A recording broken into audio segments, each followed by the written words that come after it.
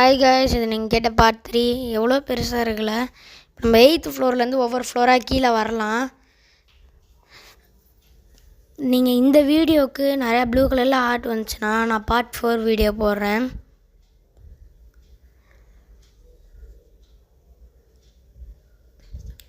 இப்போ நம்ம வந்துட்டோம் மேலேருந்து கீழே வியூ எப்படி இருக்குன்னு போய் பார்க்கலாம். எனக்கு ஒரே எக்ஸைட்டிங்காக இருக்குங்க.